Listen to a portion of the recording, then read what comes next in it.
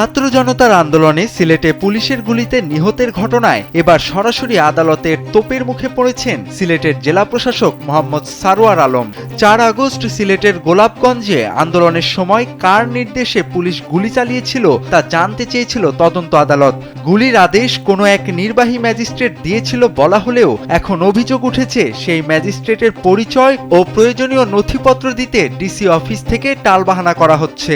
তদন্ত কমিটির পক্ষ থেকে বারবার চিঠি দেয়া হলেও ডিসি অফিস থেকে যথাযথ তথ্য সরবরাহ করা হয়নি। কোন ম্যাজিস্ট্রেট সেদিন ঘটনাস্থলে উপস্থিত ছিলেন এবং কার নির্দেশে প্রাণঘাতী গুলি চালানো হলো, এই গুরুত্বপূর্ণ তথ্যটি কার্যত আড়াল করার চেষ্টা চলছে। স্যান্ডেলিনা সো, রূপচর্চায় আভিজাত্য। আদালতের নির্দেশ অমান্য ও অসহযোগিতার দায়েই ডিসি সারোয়ারকে কড়া ভাষায় কারণ দর্শানোর নোটিশ দেয়া হয়েছে।